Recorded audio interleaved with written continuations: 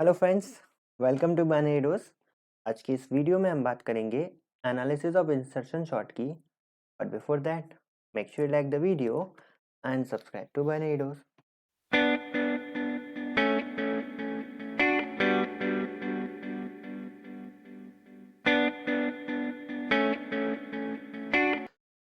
Okay, so हमने अब तक इंसर्शन शॉर्ट को ड्राई रन करके देखा, देन फिर हमने उसको शूडो कोड देखा। अब आज की वीडियो में हम एनालिसिस करने वाले हैं। हम देखेंगे इंसर्शन शॉर्ट का बेस्ट केस क्या है, वर्स्ट केस क्या है, वो स्ट्रक्चर पर डिपेंड है या कंटेंट पर डिपेंड है, स्टेबल है, अनस्टेबल है, और वो सारी चीज़ें। ठीक है, तो सबसे पहले हम बात करते हैं डिपेंड ऑन स्ट्रक्चर और कंटेंट।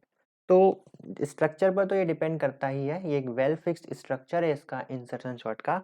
और रही बात कंटेंट की, तो ये कंटेंट पर भी डिपेंड करता है, जो अभी हम थोड़ी देर में देखने वाले हैं। ठीक है, तो यहाँ पर अगर बात करें तो ये डिपेंड ऑन स्ट्रक्चर और कंटेंट, तो इसका आंसर होगा बोथ।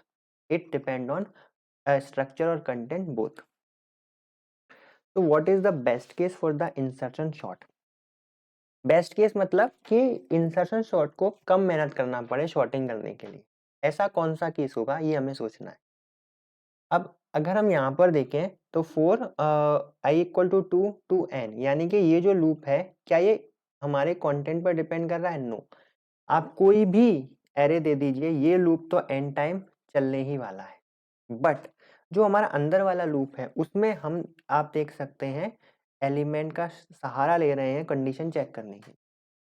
तो अगर हम कुछ ऐसा अरेंजमेंट करें कि ये लूप हम कभी चला ही ना पाए, तो जो हमारा इंसर्शन सॉर्ट का केस बनेगा वो बेस्ट केस होगा। और ऐसा कब होगा? जब वो एरे ऑलरेडी सॉर्टेड है, यानी कि अगर असेंडिंग में करना है और वो ऑलरेडी असेंडिंग में है, तो फिर इंसर्शन सॉर्ट हमारा बेस्ट केस में काम करेगा। ओके, सो असेंडिंग यानी कि ऑलरेडी असेंडिंग, लाइक इस तरीके से। अब क्या होगा? अब जैसे हम i इक्वल टू टू, इसके लिए जब हम एलिमेंट पिक करेंगे ना, तो i इक्वल टू टू यानी कि थर्ड के लिए, और हम यहाँ पर कंडीशन चेक करेंगे ए जे ग्रेटर देन की। ए जे मतलब जे यहाँ पर आ जाएगा, तो ए जे यानी कि वन। तो जो हमारा थ्री है, जो हमारा वन है, वो ग्रेटर देन थ्री, ये कंडीशन फॉल्स हो जाएगी और हम लूप से बाहर आ जाएंगे। और ये थ्री वहीं की वहीं रहेगा। फिर हम फाइव के लिए चेक करेंगे, अगेन ये लूप फॉल्स हो जाएगा। इस तरह सेवन के लिए भी ये लूप फॉल्स हो जाएगा। आप इसे चलाकर देखिएगा, हमने डिटेल में इंसर्शन शॉर्ट को चलाकर देखा है। तो बेस्ट केस क्या होगा इंसर्शन शॉर्ट का? When array is already sorted, then the insertion sort present the best case. और इसकी कॉम्प्लेक्सिटी क्या होगी? ये लूप तो एन बार चलेगा, बट ये लूप वन बार चलेगा, बिग ओ वन। और टोटल टाइम कॉम्प्लेक्सिटी कितनी हो जाएगी? Big O of. Now worst case क्या होगा? वर्स्ट केस मतलब वो केस जहां पर इंसर्शन शॉर्ट को काफी ज्यादा मेहनत करनी पड़े शॉर्टिंग करने के लिए। तो वो केस हम कैसे बनाएंगे? अब ये लूप तो एन टाइम चलेगा। अब हम कोशिश करेंगे कि इस लूप को भी हम हर बार रन करें पूरा पूरा, यानी कि एन टाइम।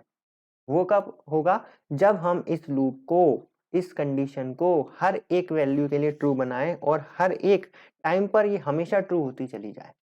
तो ऐसे केस में ये लूप भी एन टाइम चलेगा और ये लूप भी एन टाइम चलेगा, और टाइम कॉम्प्लेक्सिटी हमें मिलेगी big O of N square.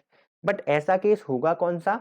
अगर अगर आपको इंसर्शन शॉर्टिंग में शॉर्टिंग करनी असेंडिंग ऑर्डर में, और अगर मैं आपको एरे दूं डिसेंडिंग ऑर्डर में, 5 3 एंड 2, इस टाइप का मैं एरे दूं, तब इंसर्शन शॉर्ट वर्स्ट केस में होगा।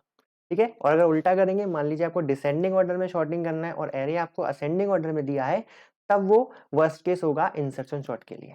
ठीक है, एग्जाम्पल आप खुद रन करके देखिएगा, आपको समझ में आ जाएगा। और नहीं समझ में आए तो आप कमेंट करके बताइएगा, मैं फिर आपको समझाऊंगा।